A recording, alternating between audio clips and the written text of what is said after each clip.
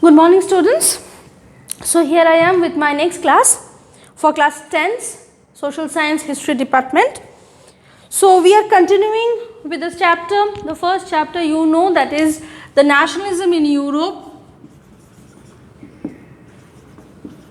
Nationalism in Europe. We are continuing with it.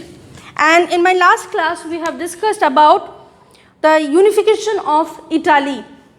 How Italy from the 7 different states, how they unified under Victor Emmanuel II and Count Camillo di Cavour. Now today we will see a strange case of Britain, how Britain was unified or how Britain had nationalism in their land. In Britain, that means the British Island. In British Island there are 4 countries. One, definitely it's England, right?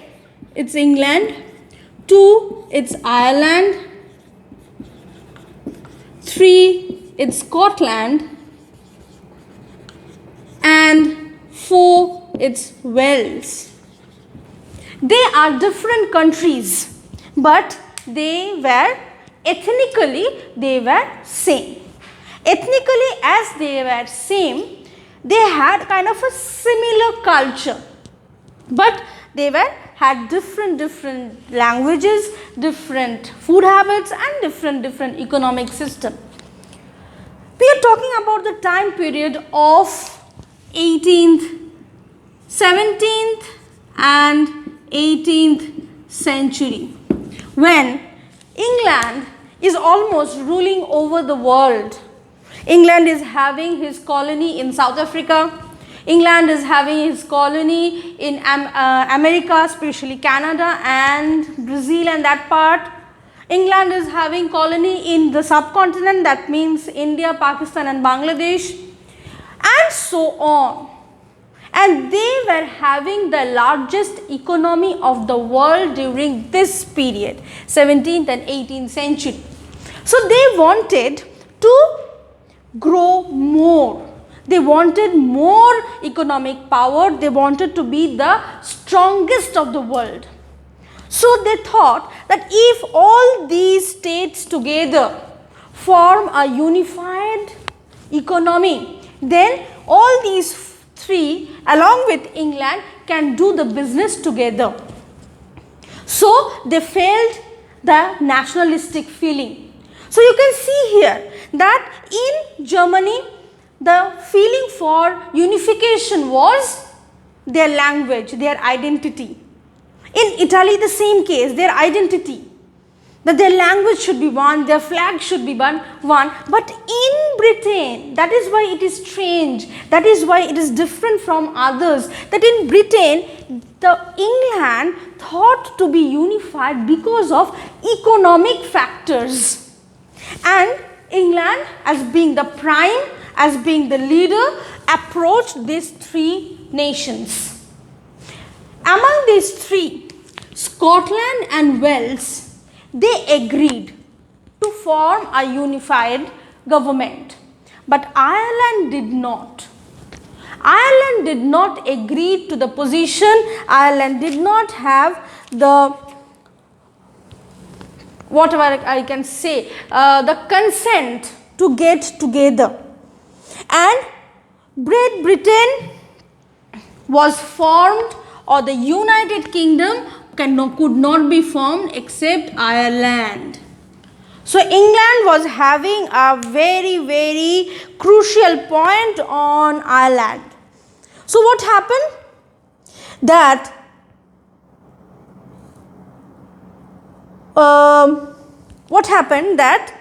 these people, the Irish people, they were forced economically, socially, politically. But this Irish people, they never agreed. They suffered all type of pain, but they never agreed to join England. So England thought of a different plan. They thought in a different way, and that way was religion.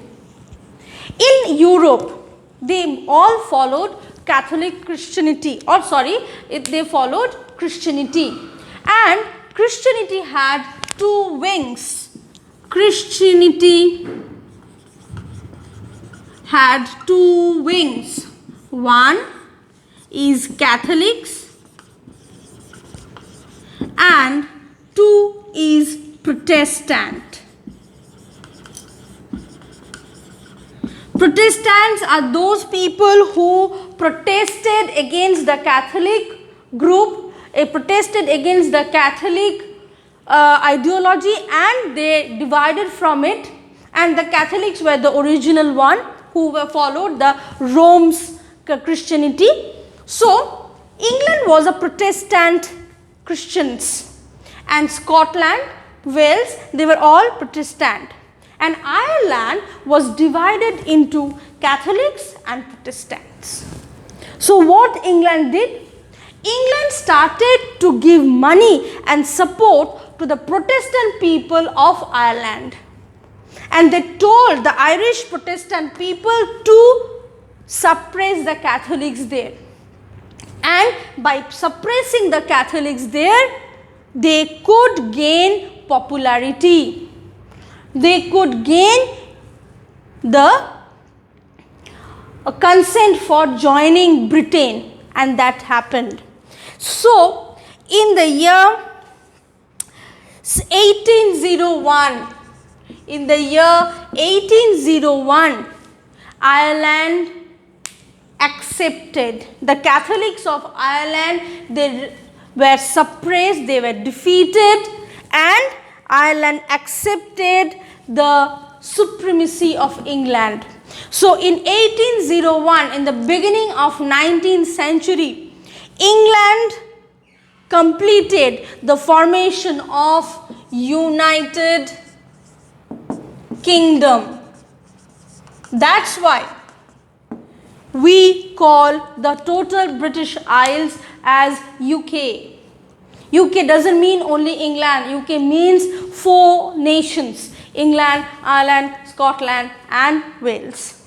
Okay, that is why the case of Britain is a little bit different. Okay, and now today we will see that how this nationalism can be viewed.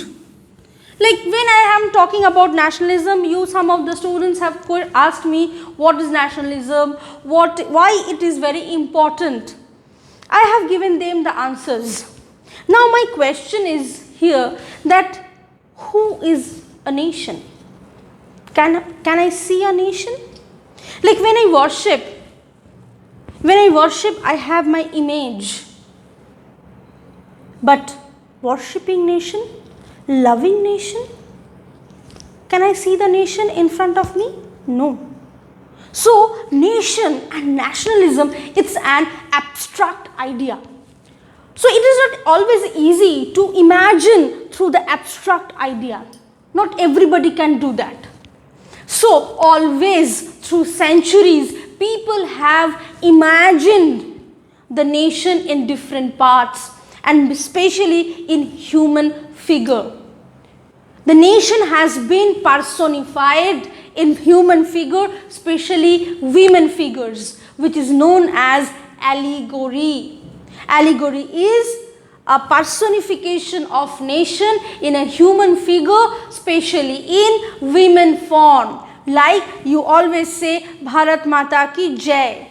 That is, Bharat Mata is an allegory, is the personification of Bharat, that is India.